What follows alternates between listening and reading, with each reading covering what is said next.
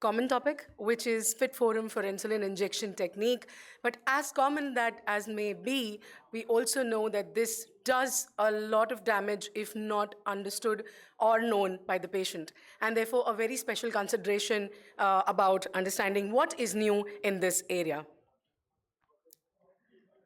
So I just have a quick video. I hope the sound works. Let's check. My asthma. They said they'd fix it, but it didn't make any difference at all. Well, sometimes doctors make mistakes. Anna, you have to try twice as hard to fix them. Are you using your inhaler? All the time. Go through one a week. You sure you're using it right? Do I look like an idiot? No. Why don't you show me how your inhaler works?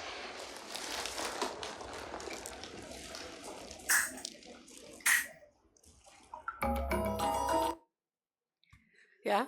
So sometimes, the commonest thing that the patient may feel is common knowledge and that he or she is doing it right, but unfortunately may not be the case.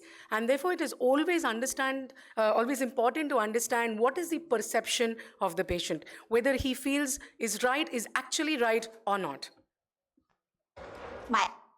Now, of course, before initiating insulin also, there are certain steps that we need to understand, especially looking at the clinical aspect, the emotional aspect, and also the social, in the sense, who is going to inject this patient? Who is going to be the caretaker? Who are going to be there at home if the patient doesn't understand and needs help, and so on and so forth. So as per the new guidelines, they say that whenever you're looking at the patient and initiating insulin, do ensure what type of skills that are required, whether they are there in the patient who is sitting in front of you or not, or whether your then education should be given to the extended family. Similarly, you need to ask them about any fears that they have and alleviate those so that they are able to understand how to take this and how this is going to change their life without any side effects or complications.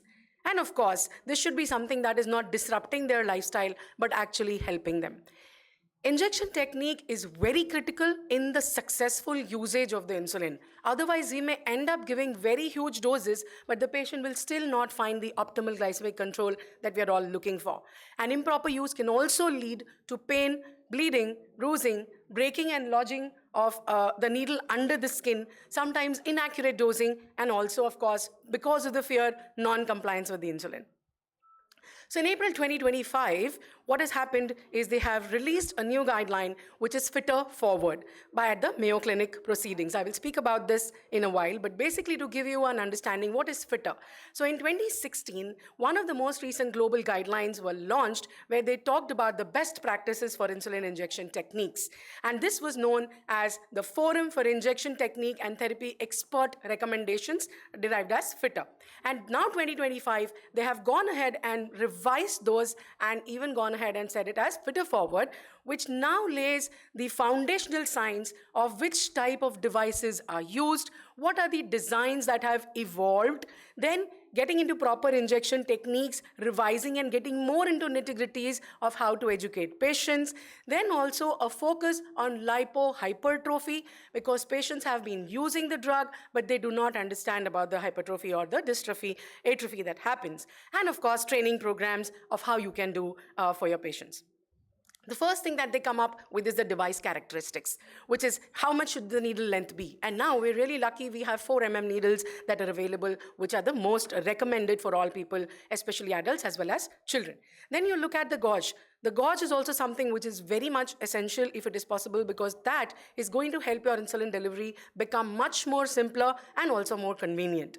And also the base of the needle design. Now, this is, of course, that is more for the manufacturers, but also for us, good for us to know that when the base is wider and you're injecting, it is lesser pressure put onto the patient's abdomen and therefore less discomfort caused while the patient is injecting, because obviously he has to do all with one hand if he's doing on his own, or if there is somebody else also, there is pressure that is gonna be there.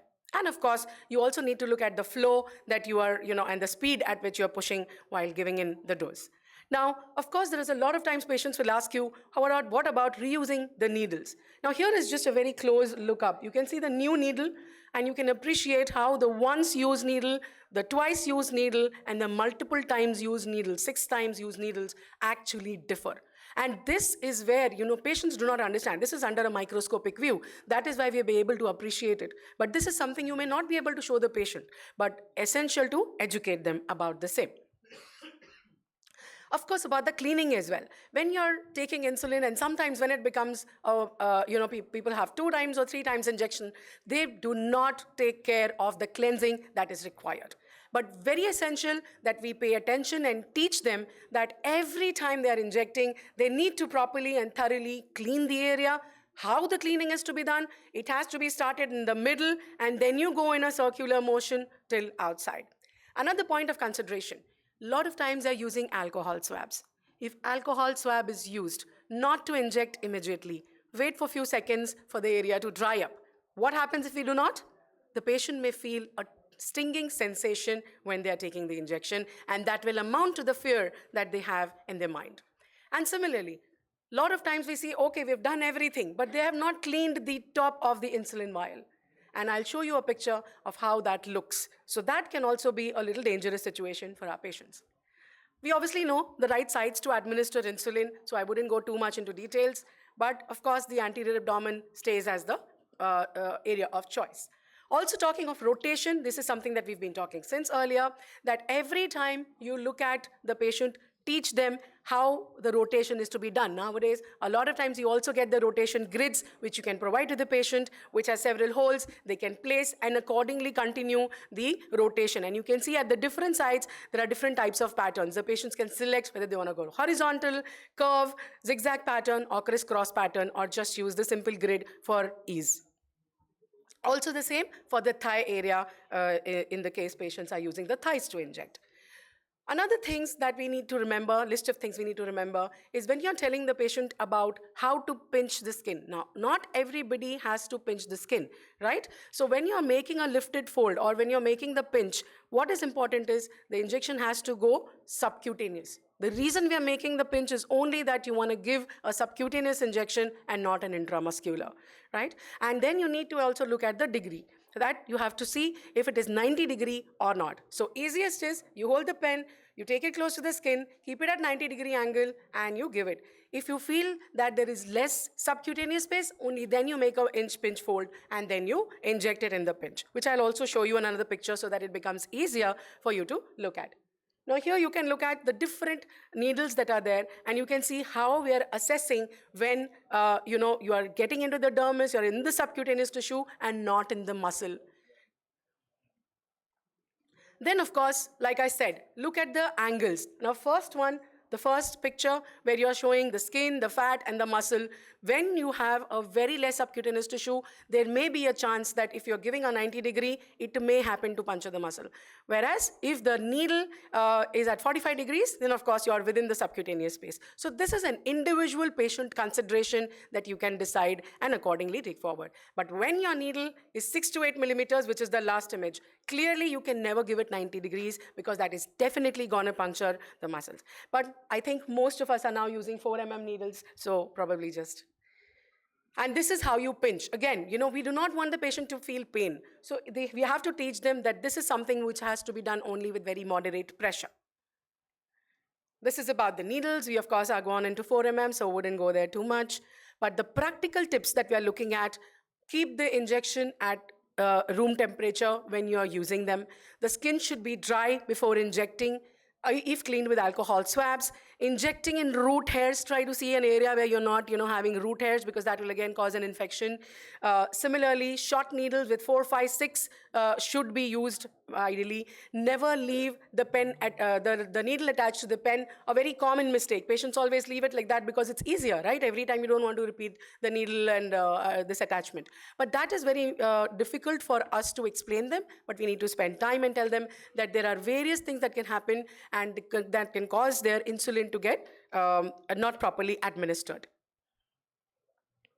Also, in the pen users, we need to ensure that we teach them how to rotate the dose, how the pen is to be stored in the fridge of the door of the fridge. Also, when they are discarding in the start, they will always have that hitch.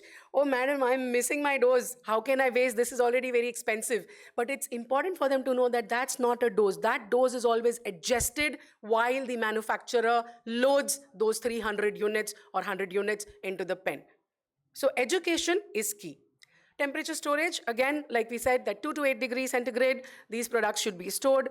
Below 0, it may be frozen. We do not want to cause frozen products, and we do not want the quality of the insulin to get deteriorated. Light-wise, yes, no special requirements for humidity. Light, yes, we do not want strong light, direct sunlight, so when they're traveling, there's a different set of expectations that we want to give to the patient as well. So right insulin, right dose, right time, right technique. These are the very important factors that we want to teach the patient every time that they're coming to you for insulin. And even if the patients are already on insulin, do emphasize that these things are learned. Like we saw in the video, the patient will always be like, no, am I an idiot? Why are you asking me? I have been taking insulin for these many years. So do not feel ashamed to ask them back of how do they use it, because sometimes you never know, their perception may not be the right thing. And then some practical considerations, which I'll show you. Now here, can anyone, I think we've already, the circles have come up, but can you see the difference? Can you see the mistake here? So they are using a 100-unit syringe for a 40-unit vial. Is that correct? So we have different vials, different syringes, important for patients to be educated. And we have all types of patients from villages, from local areas, but they may be educated or not, and therefore very essential for them to understand this difference. Also, presence of air within the insulin cartridge. Okay, so train them about how they have to see whether the dose is loaded or not. When they're using the injection for the first time, when they're loading the cartridge for the first time, how do they use it? Even for the insulin syringe, how do they load the dose? These are certain pictures, not very attractive, but for us to see of what can happen if the injection techniques are not followed well. So here you can see improper hygiene, improper cleaning of sites, you can get these kind of situations. Then look at this. This is what exactly I was telling you, that when there is improper and unhygienic storage of the vial, you can see there's a lot of dust on the top of the vial. So that is where every time the patient is using insulin, always ask them that use another swab to even clean the top of the vial. This is again post-inflammatory hyperpigmentation following injection, over injection sites, abdomen. Then this is again wrong injection. You can see there is a lot of pigmentation around. So this is when first picture is the ventral forearm and the last picture is the calf. This is again repeated injections the patient has gone on giving, and this has caused lipohypertrophy. And on the right hand side, you can actually see lipoatrophy. Usually we see hypertrophy more than atrophy. But important for us to know how it looks, because when you're seeing the patient, also, even if they're feeling a little conserved, ensure that you're checking the sites either through yourself or through your diabetes educators, so that you are sure that this is not happening with the patient. With that, I thank you for a patient listening, and if any questions, I'm